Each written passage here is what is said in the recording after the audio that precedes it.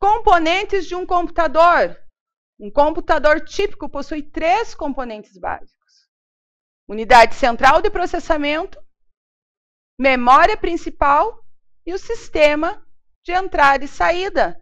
Então, agora a gente está vendo os 3 componentes básicos. Agora a gente não está vendo mais aquela divisão núcleo-periférico. A gente está vendo 3 componentes: processador, memória principal e o sistema de entrada e saída, que são os periféricos. Então, vejam só, é como dizer que o corpo humano ele não se divide em cabeça, tronco e membros? Mesma coisa. Processador, memória principal e sistema de entrada e saída.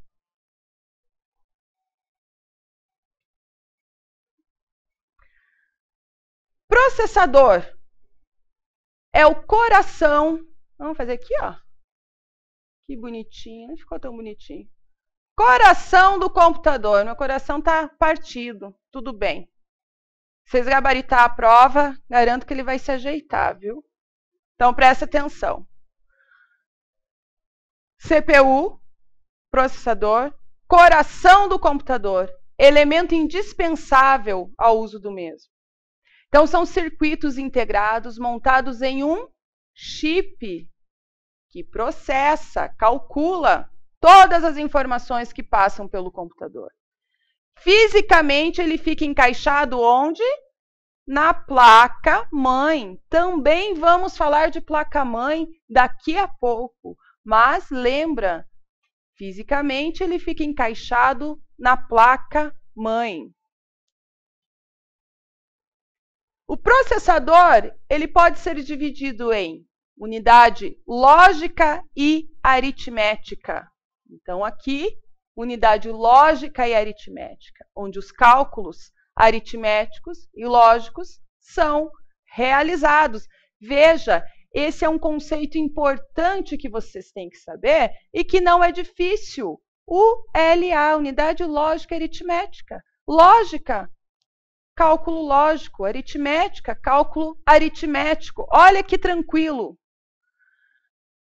E unidade de controle?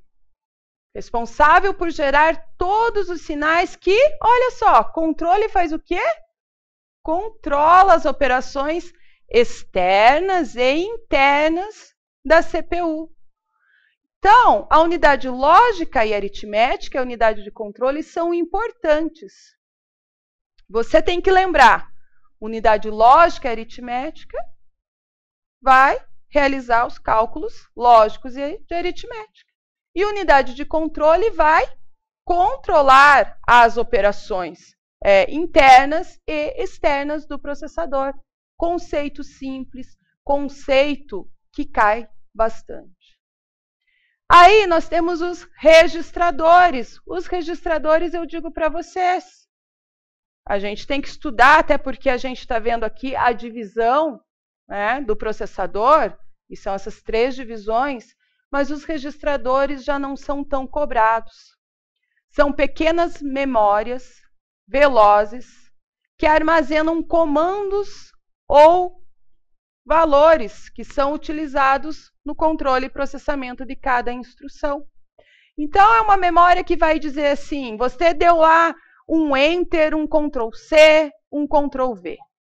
Vamos dizer lá, um Enter, um Ctrl+C, um Ctrl+V. O registrador, também ele é subdividido lá, e uma partezinha dele vai dizer a sequência. Então, ela deu um Enter, depois é o Ctrl+C, depois é o Ctrl+V. Então, isso fica nessa memória.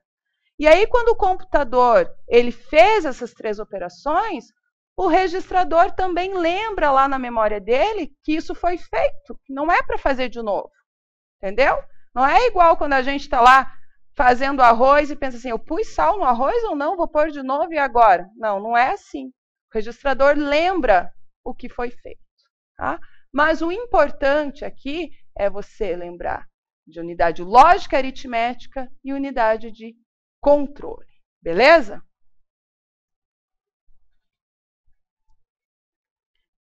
E vamos falar das memórias. Pessoal, memória é uma cobrança grande em prova. Nós temos as memórias principais e as memórias secundárias, há essa divisão. Qual é a mais cobrada? As duas. Tanto principal, tanto quanto secundária, as duas são bem cobradas pelas bancas. Vamos prestar atenção agora, ver a divisão delas, ver quem faz parte. Vocês vão ver que é familiar aí do nosso dia a dia. Então, as memórias são responsáveis pelo armazenamento. Falou em armazenamento, seja ele temporário, seja ele permanente, falou em memória. É ela quem armazena, então, os dados, as instruções. E, como eu já falei para vocês, são divididas em memória principal e secundária. Sendo que memória secundária, a gente pode chamar também de memória de massa. Beleza? Vamos a elas. Memórias principais. Memória ROM. Memória somente de leitura. Memória somente de leitura. Memória somente de leitura. Percebeu? Não posso gravar nada. Se eu só posso ler, não posso gravar. As informações são gravadas pelo fabricante uma única vez. E após isso, não podem ser alteradas, não podem ser apagadas, somente acessadas. Em outras palavras, são memórias cujo conteúdo é gravado permanentemente. Eu sei que você está estudando bastante, e que nem fica nem no Facebook, a não ser quando você está estudando redes sociais, né? Tem que estudar redes sociais agora. Veja só, se o marido, a namorada, o pai que está bancando teus estudos, vê você no Facebook, você ainda fala, né? Olha, estou estudando, olha o edital, tem lá Facebook. Mas não passa muito tempo não, viu? Mas vejam só, a novela nada, né? Não tem como. Mas você já ouviu falar do Roberto Carlos? Esse cara sou eu, né? O que o Roberto Carlos tem a ver com a memória ROM? Tudo!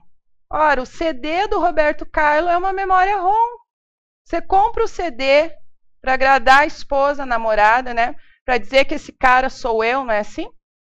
E aí, é uma memória ROM. Você não pode apagar, você só pode acessar uma memória de leitura. Não é assim?